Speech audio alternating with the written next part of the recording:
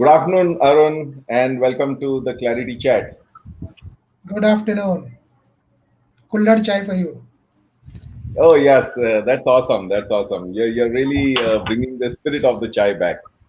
So, Absolutely. welcome everyone to this edition of ClarITea Chat with Arun Gupta. Arun was the group CIO of Cipla when he decided to stay true to his dream of getting off corporate roles and becoming independent. Though he says he did it a year later than his 50-year aspiration. So. Arun started out as a roaming IT hardware engineer, and I want to hear it from from himself. And worked his way up by improving his business knowledge and getting himself mentored into an IT manager profile. He reached IT leadership position at Great Eastern Shipping within 10 years of starting up. And what he shared with me was that he did it by building effective teams and shaping great business relationships. He's now an advisor to many companies. He has then been a CIO at Great Eastern Shipping, DSP Merrill Lynch, DHL, HugeDaily.com, Pfizer, Philips, ShopExstop, and Shipla. So we do share some parallels. Both started out as roaming service engineers. He as an IT hardware engineer in Mumbai, and I was servicing excavators in Hyderabad. We have similar views about business intimacy, expanding technology benefits beyond ROI, to capability, customer impact, employee arenas, and another one that we share is making ourselves redundant by building great teams. So we'll talk about all of these during the chat. So welcome Arun to this edition of the ClarITea Chat. Before we start, here is a quick recap of the purpose of ClarITea Chat for anyone who's first time on this.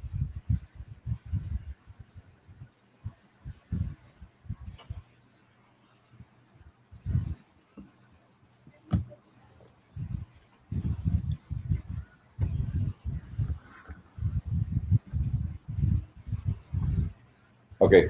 Can you see the presentation, Arun? Yes. Okay. So the ClarITea Chat is a discussion over a cup of tea on everything IT.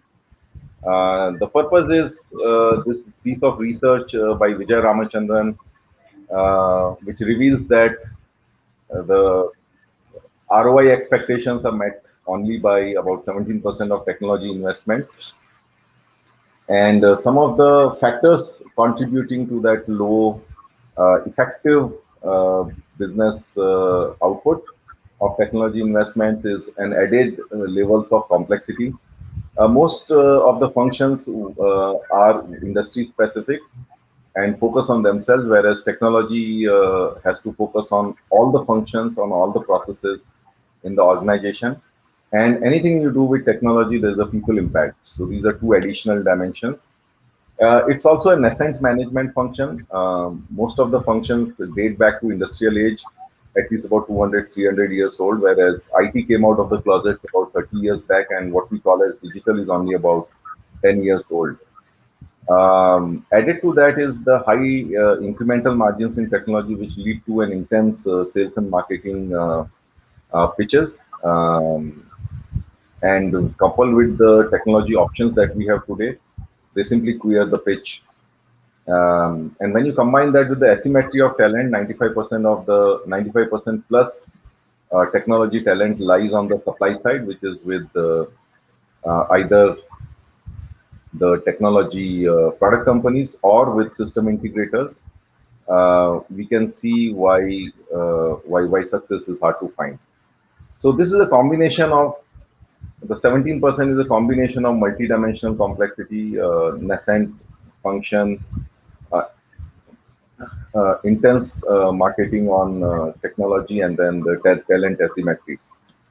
And so that sorts of forms the backdrop of the purpose of ClarITea Chat, where the science is not fully disseminated, given that IT is an asset management function, and therefore it's still an art, and that's learned from accomplished artists, the CIOs and thought leaders, and that's how we have Arun here. And this is through discussions on leadership principles to achieve technology success. So these are informal chats. There's enough gyan in the world today, so we want to have informal chats and stories told by our CIOs and leaders over a cup of tea. And we get back to Arun. So, Arun, welcome to this experience sharing, uh, decoding Thank the you. art of finding success with technologies. You rose right from the bottom, no engineering, no MBA, by servicing IT hardware roaming around Mumbai. Please share your life stories with us, calling out some key inflection points, which reveal to you the principles of success with technology as well as with life. Over Sure. to you. Thank you, Jagdish, and welcome to everyone who's listening in. My journey with IT started probably somewhere in the background when I was in my college, and I used to love tinkering around with electronics to the extent that I represented my college in the Mumbai University Electronics Fair. We won a prize there. That got me interested little more into what could I do with electronics. And one of my college mates, a good friend, still a good friend, he told me, Arun, you need to get into IT. And I said, what the hell is IT? Because in 1981, 82, IT was really unheard of. And he said, computers, technology, get into that because you will do well in that for a simple reason. You logically think through everything before you do anything. And I said, thank you very much. For a 19-year-old, that sounds very good. And I said, I don't even know whether after I do my graduation in physics, if anyone would be interested in hiring me in the computer industry. But as Providence would have it, I did my graduation and from college in Mumbai University, and then I had to work because of family pressures. Applied for jobs all over the place. Apply, no reply. And that is when NIIT, an early institute in those days, uh, kind of ran an ad for a hardware course. And that was the first and the only hardware course NIIT ever did. Either it was a very good experience or a very bad, I don't know which one, but they never repeated that course. The course was sponsored by two companies, NELCO and HCL. And if we did well in the course, which was expected to be 80% plus, we would get placed in any of those companies. So the company had a choice, we did not have a choice. So I got in through that curriculum and I said, okay, I don't want to do a MSc, but I have to work. Nobody's giving me an opportunity. Let me try this. I tried, I got in, I uh, did well, reasonably well, to the extent that I had a choice. Both HCL and NELCO gave me an offer. And I chose NELCO, only reason because it was in Mumbai, whereas HCL wanted me to be in Delhi. And Mumbai being the hometown, I said I will take that. And that's how I got into computers. Uh, what did I get into? I got into hardware support. Hardware support in the 80s used to be all about taking a big toolkit. Uh, and my toolkit used to be slightly over 10 kilos. I actually weighed it because it felt heavy. And I had to travel in local trains and buses because as a trainee engineer, I was not eligible for a cab fare. So average six customer calls a day, all of them sitting in air conditioned environments, and I'm getting subjected to all the weather conditions outside, rain, sunshine, everything. I felt kind of envious of those people sitting inside, and I said, I want to be there. And guess what? In most cases, when we used to go on calls, there would be a software guy who would accompany me.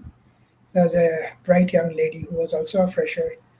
We kind of paired up, and she used to come with me most of the time, uh, wonderfully carrying a nice book, and she would go and sit in the EDP manager's cabin and talk to him while I was out there repairing computers. And over a period of time, I kind of said, either I want to be in that cabin or I want to be in your place. I don't want to be carrying around this toolkit. So my company's average number of calls was six. I used to do seven, not more, not much less, and started spending 10 minutes after the call got over with the customers, the EDP managers in those days, to understand when the computer went down, what happened to the company, what was the impact, if any, and how do I get to where they are. And everyone told me, Arun, you need to know software, hardware में कुछ नहीं होता है. I said, okay, I would learn hardware, I would learn software. So I asked this young girl next to me and said, how do you get into software? She said, I'm an engineer. And I said, I'm not an engineer. So I'm not sure if anyone will hire me as a software guy. What's the next best alternative? Do a post graduation. Where do I do post graduation from? Somebody said NCST.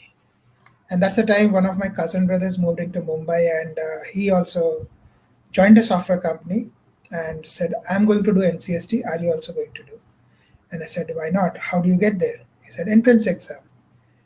Uh, Problem is, I used to work from 9 to 9 every day. He used to work from 9 to 6 and come home and study. And I would get home, have dinner, and sleep.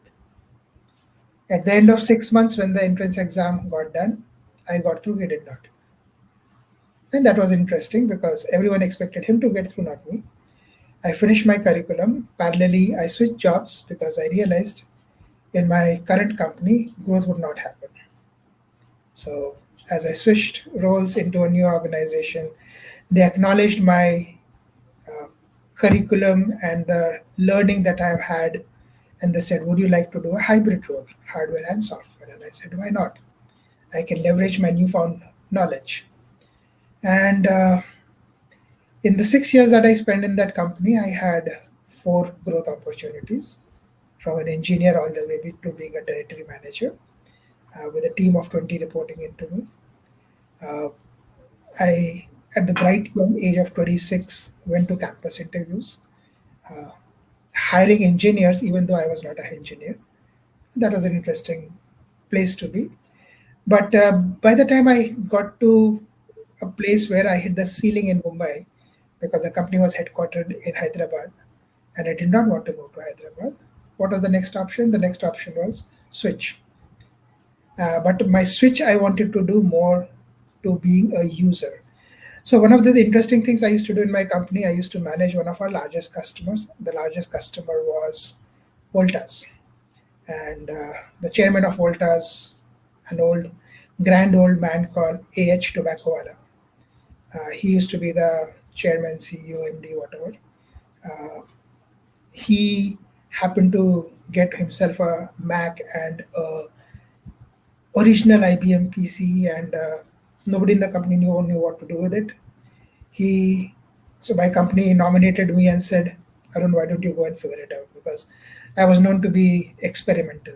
I was willing to try anything at all.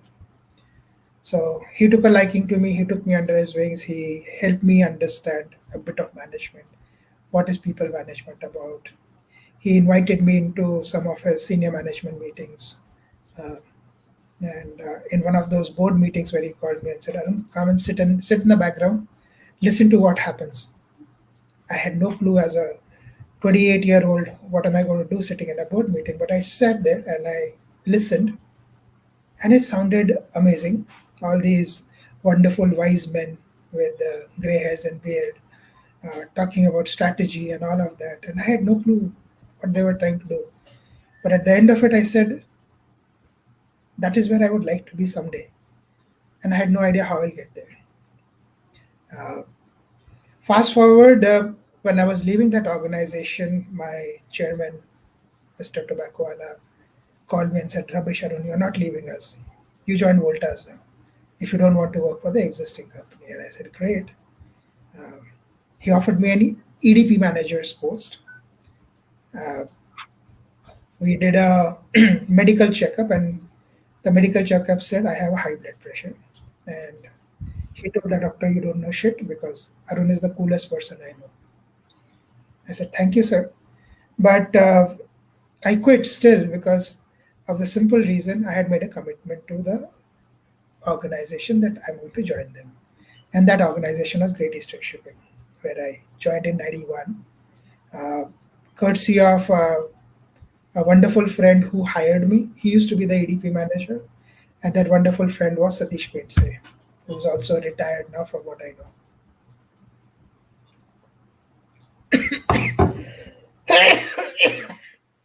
So Satish has a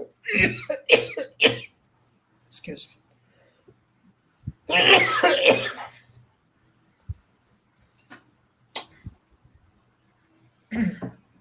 Yeah, just a long sip. me. Yes, happens. So Satish, as the EDP manager, hired me for a simple purpose: get technology to the business. Because the business was not really using technology. There's an EDP department, but nothing else in the rest of the organization. And I was given the task of getting three parts of the organization to use technology. My official title was system administrator, but the role was largely not just managing the Unix system that was existing, but going beyond that, helping develop systems. He engaged an organization to do the development work. I was the business analyst. I had no clue what a business analyst did, but my simple philosophy was whatever you do, it needs to help the business.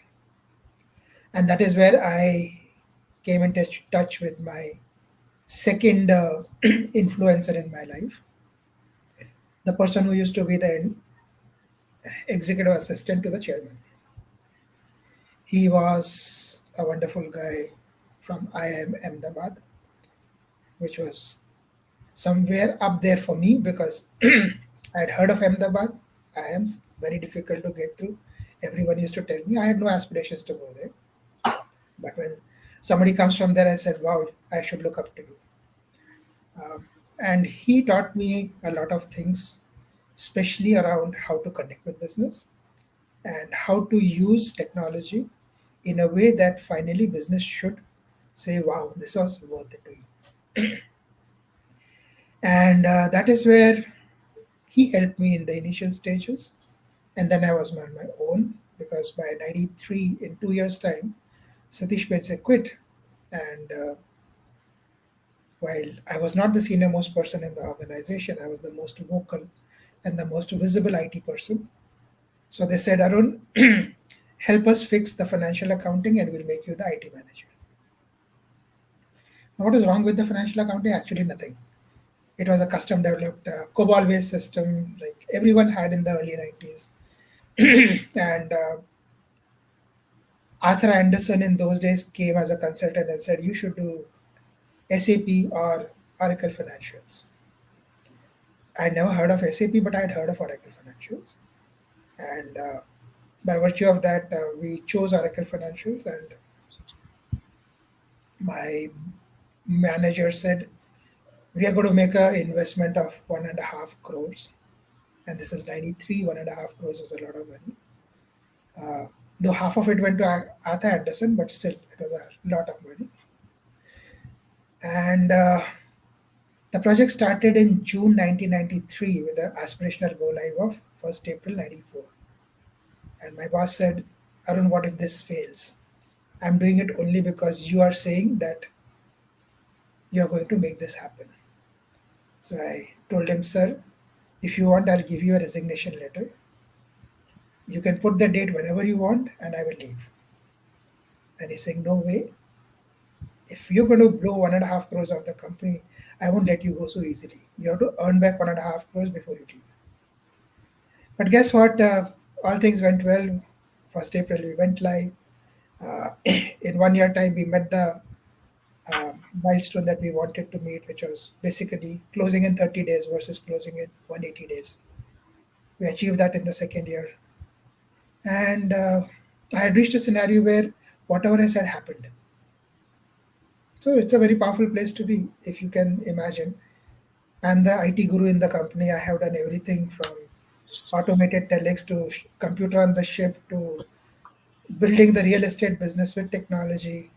What anything that Great Eastern did, I was involved with the technology part of it. It kind of started getting into my head that I'm invincible, I know everything. Until one fine day, I met another friend of mine and he said, Arun, this is the time to quit. And I'm saying, why should I quit now? He says, if you quit at a high, people will remember you rather than you quitting when people are wondering why you're still there. And as things had it, God was kind. I got an opportunity and I switched. At a ripe age of 32, I became vice president. And everyone said, wow, Arun, vice president, amazing. Only after I joined, I realized in that company, everyone was a vice president. Financial industry is known to give you wonderful titles. Even Correct. at me out of college, joins as an assistant vice president. So that was a big dampener, but still I was vice president, at least to most of my friends who were not from the financial industry. VPIT is VPIT, whereas everyone else was IT manager or senior IT manager or GM at best. There were hardly any VPs in those times, at least in the IT world. In the user community, there weren't too many. I'll pause. I keep on talking. Sati, Jagdish, over to you. Yeah. No, no, this was, I was listening with rapt attention. And, the one thing that I kind of captured from here is, I think you have done it multiple times. That's where I would like to be someday. So initially, when you were the Yeah, hardware engineer, you wanted to be an EDP manager and you achieved it. And then, correct. and then when you were sitting in the board meeting as a hardware engineer observing, you again had this thought that I would like to be there someday. And you didn't know how, but then you landed up there. And I would say that, my takeaway from, and this is something I believe in, that, we have to put our eyes on something and, just believe that, yes, I can get there, even if I don't know how, then, I mean, it's like the universe conspires to get you there. And Of course. What Rhonda Bryan calls the secret. absolutely, absolutely, the secret. So I Mm, can see, what got you from a hardware engineer to a CIO. And the other thing I picked up is like, quit at your best.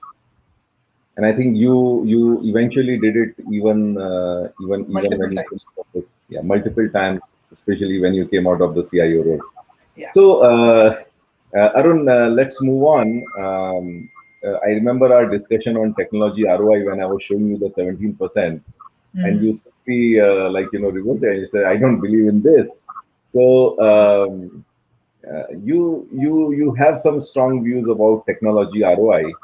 So tell us some stories around how you look at technology ROI and how you have influenced the management and leadership to look beyond ROI and still invest in technology, and how did you sure. do it? Let's go back to the genesis of where ROI started from.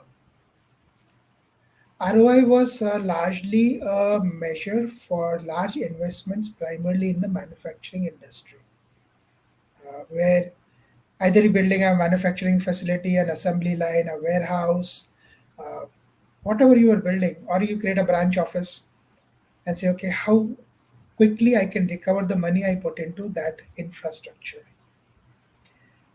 IT also started off as infrastructure for a large number of organizations. Initial focus being financial accounting, and then getting into various other parts of the business. Now, in the early 80s when and 70s and 80s when people were doing computers, when they were doing IT, it was all about doing something faster, something which is repetitive. Can it be done by a computer? Because it will happen much faster. The example that I took earlier, financial accounting, which we did in Great Eastern Shipping. How do I improve my closing from 6 months to 6 weeks? Or today, everyone does it in 3 to 4 weeks, but in the 80s, that was a big challenge for most people. So their potential and ROI made sense. But as you went forward and you started looking at technology getting into the business, It was not always about solving a problem. Where to say, if you were to get into activity based costing, which most chartered accountant and cost accountants would love to do, and say, okay, this is how you would measure the cost of a process or a cost of doing something, and now I need to improve upon it. But that is automation of the legacy. What about future looking opportunities? If I'm going to create a new way of doing business, or if I'm going to create a new way of engaging with customers, how am I going to measure ROI? Because there will be a conflict. The marketing and the sales team will say, I did a better job because of which sales went up. Whereas who enabled them? IT enabled them to do it. If the cost of delivering a service has gone down, which means my profitability goes up, who's going to take credit? The CFO probably. And say, because of the measures I took, profitability went up. Where does IT stand in the entire equation with respect to return on investment? So, way back in 99, when I was being asked to do an ROI on something, I will not say what, because it's a very, very controversial subject even after 20 years.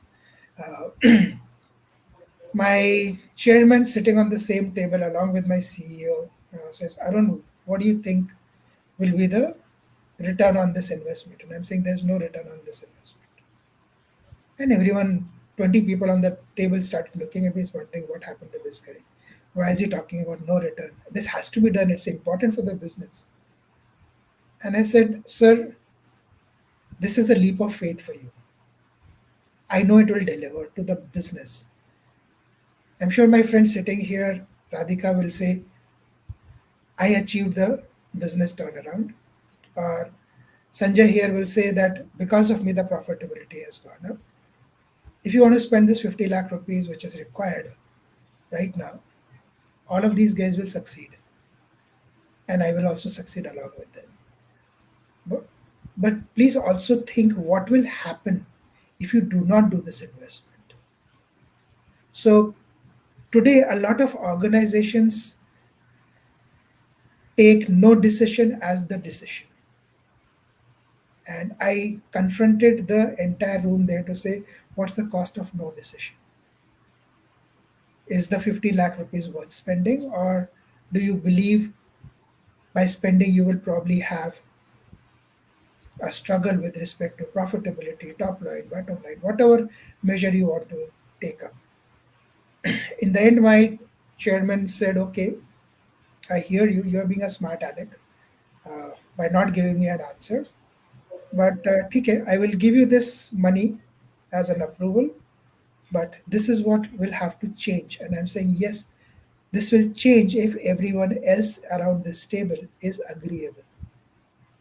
I cannot drive it, I can enable it.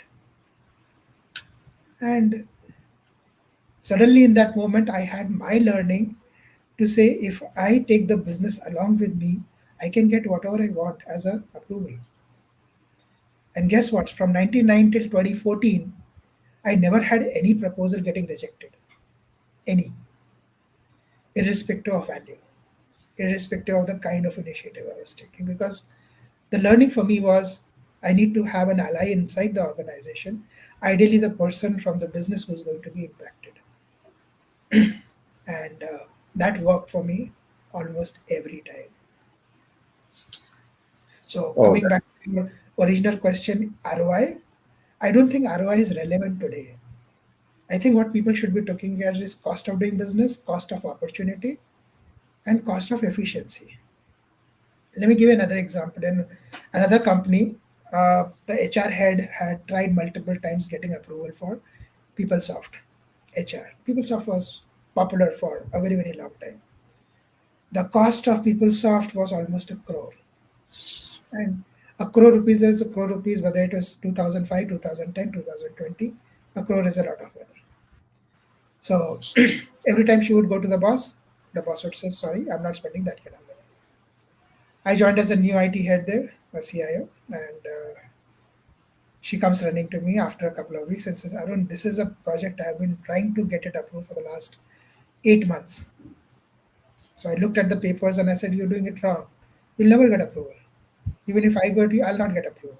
So let's change the tack. What did we do? So PeopleSoft in those days had two options: capex and opex.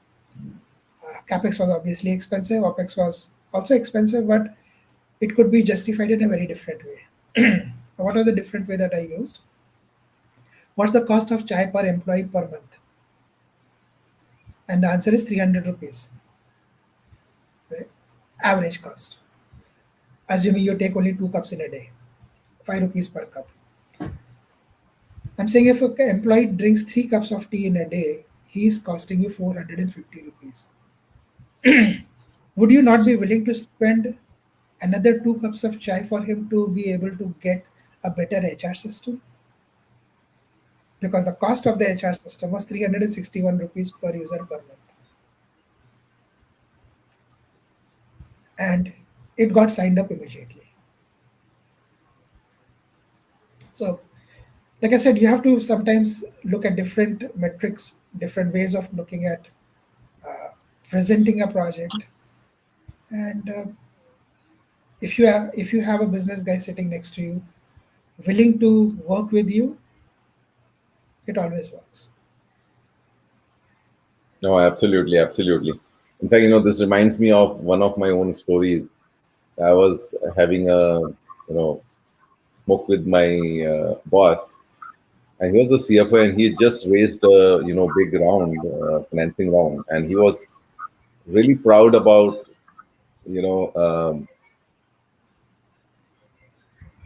he was really proud about the kind of rate at which he had got the whole funding from his investment banker.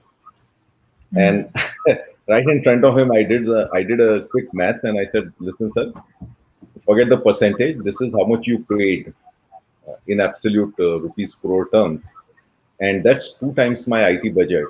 And you keep always pushing me for the IT budget. Can you rather not push the investment bankers than me?" And I think the point got across, and my pressures came down. So no, There's a Arun. similar incident I should tell you where I was haggling over the budget with somebody in the real estate business, and my IT budget was coming to about 7 crores, and he kept on saying, "No, bring it down to five, bring it down to five, bring it down to five." And I went to him with the spreadsheet and I said, "Sir, delete whichever column you don't want." And he says, "No, all this has to be done." I said, "Then that's the cost." And he kept on looking at me, and I kept on looking at him. After the staring match got over, he laughed and said, "It's okay, your budget is approved because I spent more than that in the parking lot of my shopping mall." Yeah, And I said, and "Thank you." yeah, no, no, this is absolutely, like as IT guys, we kind of, the moment you start looking outside in terms of what are the other business costs, I was in automotive, and when I looked at the warranty cost was like maybe 10 times my IT Yeah, budget. You look at the marketing schemes cost. You look at any element of cost, it's actually bigger than IT. And then I think that's one agenda that really works if you start, like, saying that, okay, you know what, let us work together and shave this cost from here, and let's get some share in the IT. That absolutely. that's something that worked for me. And there was one story that you had once told me about, investing in hardware to improve the CSI. That was an awesome one. Do you remember that? Hardware for? Investing in infrastructure, some 50 lakhs, and just for improving the store experience. Oh, yeah, yeah, yeah, yeah, yeah. So again, I have I'm an old man, so I have lots of stories. Uh, a lot of times when you look at infrastructure spends, they are the most difficult ones for IT guys to justify. So uh, this specific case that I was talking to you about was for customer service. We had 200 agents who used to take care of customer calls, service calls as well as sales calls, and the IT infrastructure had become a little old. It was beginning to creak with respect to response times. Customer wait times were going up. Abandoned call ratios were going up. Customer service head was very unhappy. We were beginning to lose business from some of our big customers. And so customer service head comes to me and says, Arun, please help us because I know you need to upgrade something somewhere or fix the application because it's not working out anymore. Uh, my average talk times, which used to be 60 and 70 seconds, have now gone to 3 minutes because I'm waiting for the screen to refresh itself. So sent one of my guys inside who came back and said, Sir, following hardware needs to be upgraded, which is 2 servers, totaling about 50 lakhs. In that company, I was incidentally called as the 43 lakh man because most of my capex proposals used to be 43 lakhs. I don't know how, but it used to happen like that. And I went to the boss and said, Sir, we need to spend this 50 lakhs. He says, Why? Customer service. Call the customer service head. Customer service head comes and says, This is the current problem. Uh, and I invited the CEO to the floor and said, Sir, please come and see what is happening, how frustrated these wonderful ladies are who are trying to help us sustain our business. He came there, spent 15 minutes, and got the hang of it. We went back. At the end of it, he gave me an approval, but he said, Tell me what will be my response time after that. I had to sign off on an under 5 second response time. I was confident I'll achieve 3 seconds, but I signed on 5 seconds because that's what he asked for. And I delivered 3 seconds, and he was pretty happy with that. No, that's really awesome. Yeah, and like you can't really measure the ROI on that There's because no ROI on this, right? But yeah, yeah, again, interestingly, with that person who's still a good friend of mine, who was my boss at that time, we never discussed ROI. We would always discuss impact to business. yeah, And absolutely. he was one of my good mentors who, again, taught me a lot of things, especially with respect to how do you project to the larger organization. So before that, I did not have too much exposure into global meetings, especially global business meetings. After that, for the next 1 year that I worked in the company, I was part of almost every regional business meeting because he felt I could add value. So slowly and progressively, most of my bosses thought I had something in me, and they kind of kept on giving me those opportunities. It was also the time of, if you remember, .com and 99 2000. Again, my big mouth, I would talk a lot. They made me the head of the e-commerce business, an e-commerce business for a logistics company is all about deliveries. So I started managing a P&L for the first time in my life, uh, where I was responsible for all the shipments that were received for the e-commerce, and I had to ensure they don't lose money because in those days people were talking about eyeballs. There were nobody was talking about money, right? And I said, okay, I will make sure we don't lose money, but don't expect me to make money on such a small business, right? Because the Okay. overhead cost will kill it, and which was good. So a year and a half that I ran the business until the .com bust happened. We were at crash break even. We never lost money. We never gained money, but we built up a business of almost 35 lakh rupees a month, and that was pretty reasonable. Almost like one service center of the company and doing business. Oh, that's great. And I really love the couple of insights I got from it. So one is that the courage, the courage to say there is no ROI. I don't know how many of us can gather that, right? And then again in front of all the business leaders saying that I will enable it, but everybody else needs to sign up. So I think those are things we kind of tell us that you got to step in, level with the business, and the only thing that can help you do it is your intimacy with the business, your confidence of how you can impact the business. And that brings me to my next question is about the good old question in IT about the business IT connect. Yeah. Okay. So you personally are very intimate with business, and which I think is very very clear as in the chat so far. So I want to now pick your brains on a few things that you do to build that kind of business intimacy as a culture within the IT team, and Mm. what kind of processes or rituals that you create to get the entire team to be business centric, because only you doing it will not help, right? Absolutely. See, every organization has a culture. Where does the culture start from? Always from the top. Yes. The management team behaves the way the owner, promoter, or the CEO does. The department heads' behaviors influence the team below. So if the department head is approachable, most of the team members would be approachable. If the department head is khadus, everyone is khadus. They believe that that's the way they should be because they want to be where I am. Yeah. Yeah. So that's one point. Second, every CIO or every IT leader, for that matter, every leader, irrespective of which function you belong to, act like one. Don't be a pretender where you are. You got there, rightfully, wrongfully, by choice or by somebody getting kicking you up there by default, but you worked hard to get to where you are. Don't be insecure in that position because you are a professional. You did something good. That's why you are where you are. That's the first point.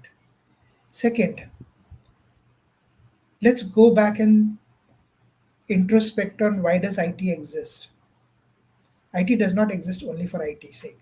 IT exists because within an organization we are using technology to help the business do something differently or better or faster or cheaper or create a competitive advantage, a differentiation, be first in the industry, be probably different in the industry. All of those things technology is enabling. And it's you and your team who's doing that. But your effectiveness will be dependent only on how well you have connected back with the business and how well have you communicated that. So again, very early in my career, courtesy of some of my peers and some of my bosses, I learned that I need to create a connect at a personal level. And early days of being in Great Eastern Shipping, uh, I was the youngest amongst the team members in the organization, which defined the so-called leadership team or the department heads. Most people used to think of me as that nerdy kid who knows computers more than anyone else, so he will do some magic and something will happen. And guess what? With whatever amount of technology I knew, I could do small, small things which help the business in a very big way. And by virtue of that, I was the so-called IT wizard in that company. And they used to call me for regular meetings. Chal chai peete hai, chal bahar chalte hai. Let's go out for dinner. Let's go out for lunch. Saturdays used to be half days. We used to sit together, probably go to a restaurant, have a beer together, those kind of things. And I realized that networking that I was doing with them, uh, not transactional, actually helped me build a relationship with them. And the relationship that I built in the early 90s with my business users are still alive. Even though I left that organization in 96, 26 years later, we are still in touch because they became friendship. They were no longer business relationships. So progressively through the organizations, I continued that to say I need to go and talk to every CXO, not just when I have a problem or not just when they have a problem, but just build a relationship, talk to them about business, understand what they do, how they do, what are their challenges, and then also go down to the grassroots level and understand how technology is impacting them at all. Probably some of them don't use technology. Can I use it then? And that is how I created new innovative solutions with my team. And my team was not just internal, but even my vendors. Every person in my team, I used to say, I know you support this organization very well, this department very well, this application, you are the expert, but then don't limit yourself to what you do. Go and understand what's the impact you are creating. And maybe you will find out two more things that you can do differently, you can do better. You can just create an additional development, which will suddenly be a game changer for them. And Fortunately, I always had good team members who listened to me. They did, and they also grew. And 25 years later, there are at least 20 of them who are CIOs on their own right. So, what I learned, I disseminated. Some of them followed, some of them did not. And that's okay. Everyone doesn't have to succeed, everyone doesn't have to reach the top. Like, I had this wonderful quote from Edward Deming: survival is not mandatory. Right? Absolutely, absolutely. I'm saying success is not mandatory, it's a choice that you make. So, what are the key things that I did? One, ensured all my team members always go out and talk to the business. In some cases, I embedded the team members inside the business departments. They were not in the IT department. Second thing I started doing is, in many organizations, I used to send a fortnightly newsletter. The newsletter was a culmination of IT stories and IT business stories from all over the world. So when Apple, for example, launched the iPod, it was part of my story going out to the organization. There's a new device in the market. Uh, I would educate them to whatever extent possible with articles that I would pick up from all over the place. I've been a McKinsey subscriber since 1995, and my boss who gifted me that subscription used to say, Arun, no other CXO has ever come and asked me for a McKinsey. You are the only person. And I said, thank you, sir. In those days, it used to be a nice big McKinsey quarterly book. So every time he would read the book, he'd pass it on to me. And I had a collection of them after some time. And a lot of times I would go to the website, try to download it, and then send it out to everyone as saying, good reading, please read. Highlight portions to them and say, this is worth something. Even today, as a consultant, I still do that. In companies where I consult, I download stuff from all over the place and I send it to them. Third thing that I did as a part of the entire exercise, have town hall meetings. IT town hall meetings where anyone can ask any question to me as the senior most person in the organization for IT, and I will give you an answer. It could be related to what we do, it could be unrelated to what we do. Somebody had asked me a question a long time back, and I'm talking about 2007. Arun, what is our cloud strategy? In 2007 was the time cloud was just about beginning to make a scene, and I said, our cloud strategy is that we will get there depending on which parts of the business can be better enabled using the cloud. So that was an answer, but no answer. But the person felt very happy about it.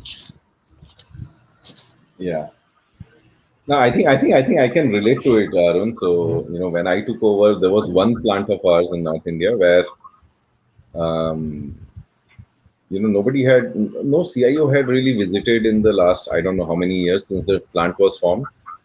And I did a similar sort of town hall, we called them super users. Yeah, And I was like, if it was not a company scenario, I would have been mobbed. Okay. There was so much of aggression and there was so much of, absolutely. this thing.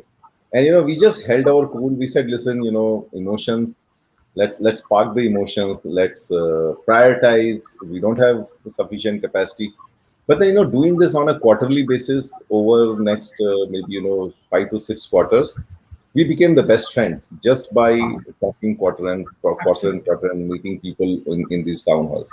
No, that's an awesome learning. So, Arun, just to be conscious of time, and also some questions have started pouring in. I see I some kind of question that I would like to answer. This is from Nitin Harne. Yes, absolutely, absolutely. I was about to get there. Yeah, Perfect. please. So, why is IT held accountable to be in good rapport with business? Who needs that relationship? Do you need it or do the business need it? That's a starting point. If you don't have that relationship, guess what will you be? You will be a service provider. You will get called when the projector doesn't work in the boardroom during board meetings. You will largely be the chief technology fixer rather than a business partner. But I'll give you a very different answer now. IT leaders, at least 70 to 80% of them, are introverts and reluctant communicators. If you look at the rest of the organization, people network with each other at all levels at very, very different opportunities. Take a simple example: when you go for lunch, where do you go and sit with your team, or where do you sit with the CXOs, or do you randomly sit anywhere and are willing to have a conversation with whoever is sitting on the table with you? And if you did that, you will obviously build a better relationship if you did that a couple of times, because people will see you as approachable. You are a CXO. CXOs are normally held at a certain position within the organization. And if you are approachable, if you are down to earth, uh, people will talk to you at all levels, and people will tell you about what you can do better for their own organizations. And I've done that very well even as a consultant now, where one of the companies I was consulting with expected me to do the consulting work out of the head office, working in the head office, talking to the CXOs. And I said, no, but I want to go to the field. I want to meet your customers. I want to meet your retailers. I want to see your manufacturing facility. I want to talk to the worker who does the goods received. And they said, why? And I said, that's the only way I'll find out how well IT is getting used. For me to give you a recommendation, I cannot give it to you just by talking to these people here. Uh, and guess what? A lot of consultants call it design thinking now. So coming back to the question, Nitin, I guess uh, the दो हाथ से ताली बजती है ना finally. And if somebody has to take that initial step, if you take it, nothing wrong with it. And I'm sure most of the time people will reciprocate. I'll give you one simple example. A company I had joined, on day one, my induction program, I meet one of the CEOs of the business. And what is the first statement he tells me? 10 o'clock in the morning, first day one, walk into the CEO's cabin. He looks at me and said, come, Arun, sit down. Let me tell you, I hate IT. And I look at it and I'm saying, thank you, Andrew. That's a good starting point. Let's work from here. And 1 year later, the same person was with me in a global forum presenting how IT has helped his business. It took me that much time to turn him around in a way that he became a proponent of IT, not just in India, but even globally.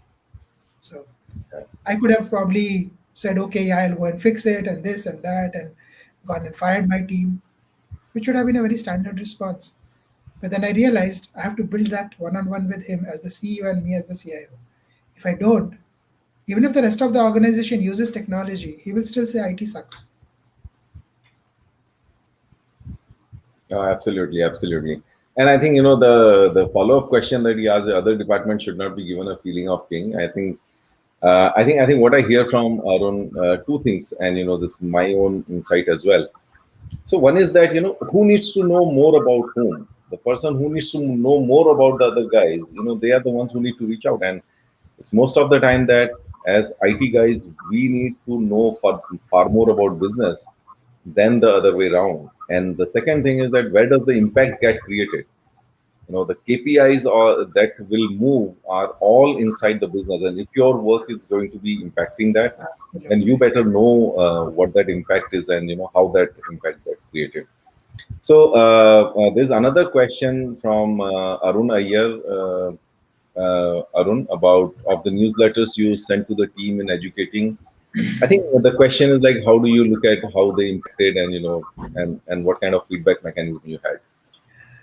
So we used to have a quiz in every newsletter.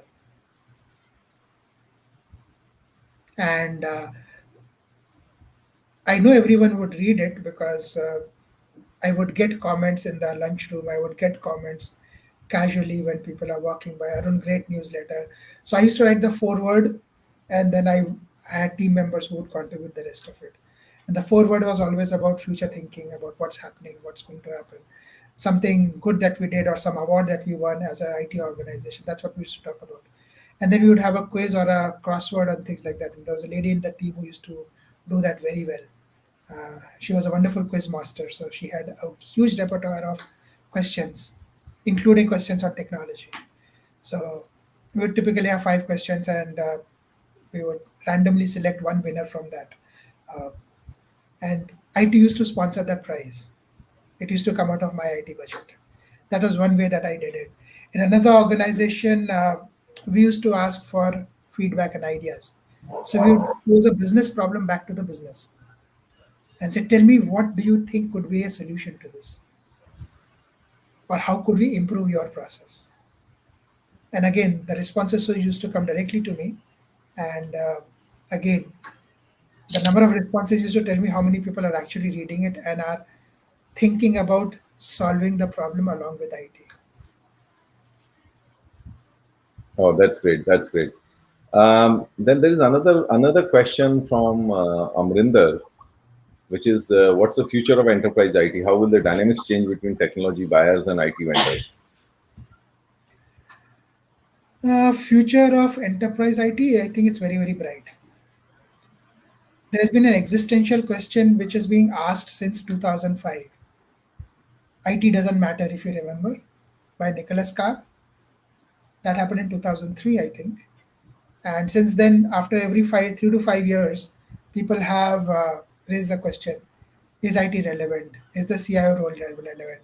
Why not have a chief cloud officer, chief digital officer, current flavor? I don't know what the next one would be.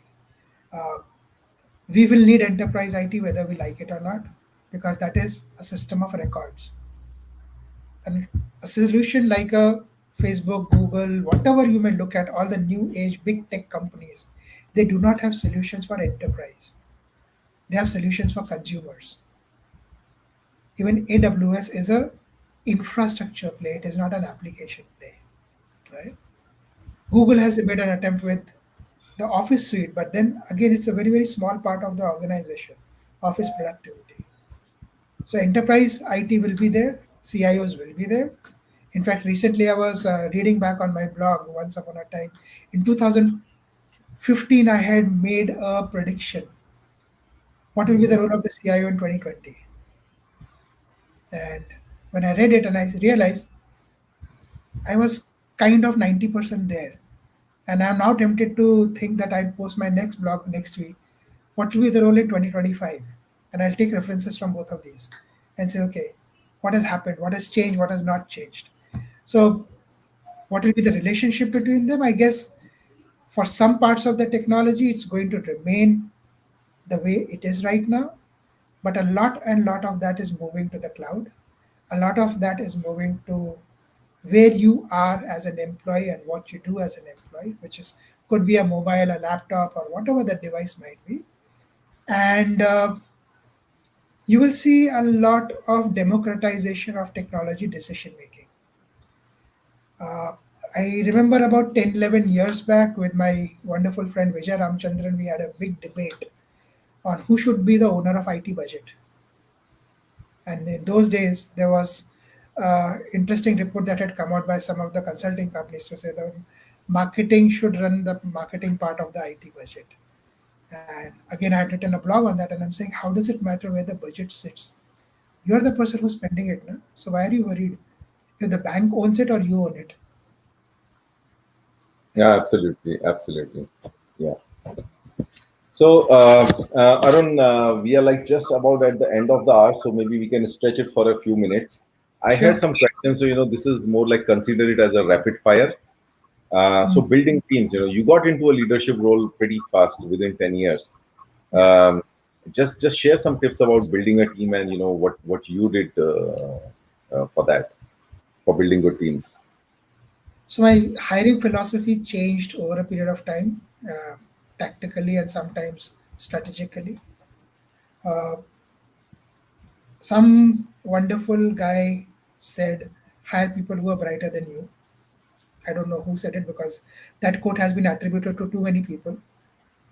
But I would probably say I hired skills that I knew were scalable. I had people for their attitude, not what they had as a skill. Do you have a learning ability? I know you will scale up. I know you will be able to do well within the organization. Even when you leave the organization, I know you'll do well. So that was the first thing I did about hiring people. Second, I empowered them. I let them make mistakes. There were lots of times I knew and I felt I can do it better, faster than what my team member is doing. But then if I'm doing it, he's not required. Then why did he hire him? So let him struggle. And people would come back to me and say, Arun, how do I solve this problem? I said, I can tell you how to solve it, but then you are not required then. So go and find the solution, give me options if you have options, or tell me how you're going to solve the problem. And that made people work a little differently from what they were used to. Uh, there is other thing I did was with every person in my team, I used very different ways of managing them. And that was again courtesy of one of the training programs I had attended called situational leadership. Situational leadership is all about treating people for who they are, not the role they are in. An expert does not need guidance. An expert needs to be told what needs to get done, and they'll figure out a way to do it. A trainee needs to be told how to do it. And these are two extremes, and there are people in between. And you need to treat all of them differently. You need to have a chat with them, you need to get inside their skin, help them learn. Don't teach them, help them learn. Like the fish and the fisherman story, the same thing applies even in technology. Okay, no, that's great. I think these are absolutely awesome advice. So hire scalable skills, primarily hire for attitude, empower, let them make mistakes, and personalize your leadership to the team members' abilities and skills. I think that's really great advice for anybody who's building a team right now. Now, my last question, Arun, and we'll probably then take a couple of more questions out there.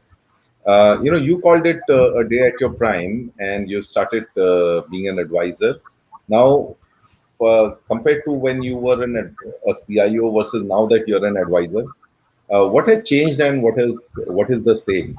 And my second question on that is, what would be your advice to people who would want to use an advisor like you and me?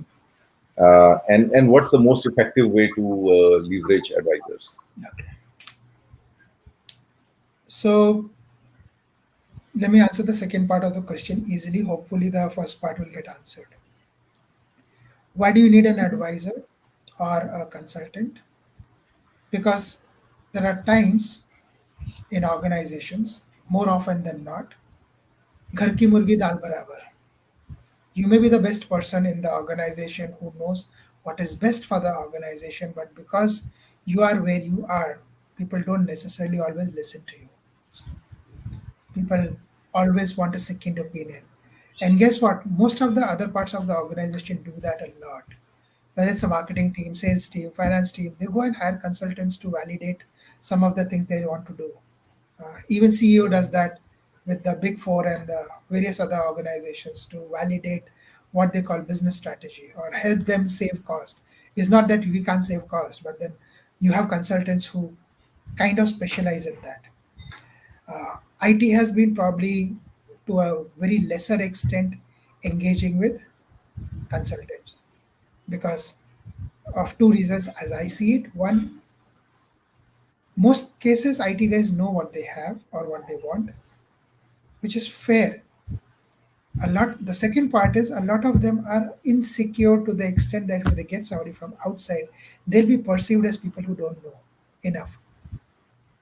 And unfortunately or fortunately, I don't think it matters so much because if the rest of the organization can go and get experts to validate what they want to do, why can't you?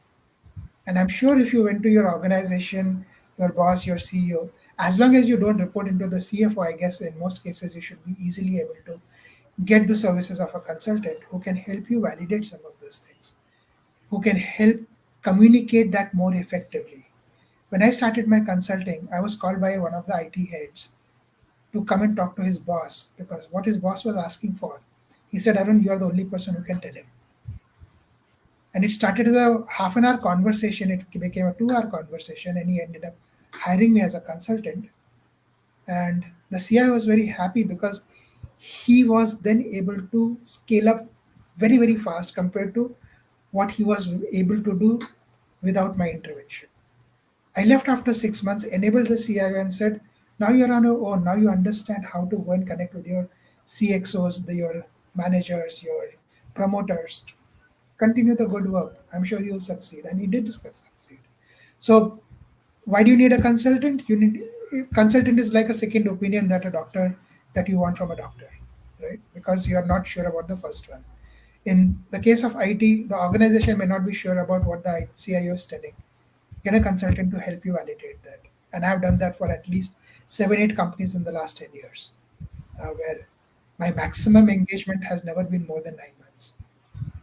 Because I Yeah. go in there, I help IT build credibility, I help IT define better metrics on how to communicate their success, and then I step out and I'm available to you if you still need help. Guess what? In most cases, you don't, because now you have had the mirror held to you, and even your boss has held the mirror held to him, and both matter because the boss also needs to see what IT is all about. Uh, Oh, absolutely. I think Always you I'll just give yeah. you one more example. In my early days as a IT manager or an IT head, I used to get this frustrating feeling sometimes. What if I just shut down the computer center? What will happen? Everyone will realize the value of IT. I did not do it, but then that was a very, very strong temptation most of the times until I figured out a way of making it happen differently. Yeah. No, but I think you nailed it on its head that that everyone around uses consultants, uses third parties to validate their decisions and to bring a fresh pair of eyes to whatever you are doing. And I think it may be the insecurity that you talked about. That are we good enough, or is the organization really scrutinizing our actions if we bring somebody from outside? So maybe that is. So I am done with my question. Let us take a couple of questions from the audience, Arun.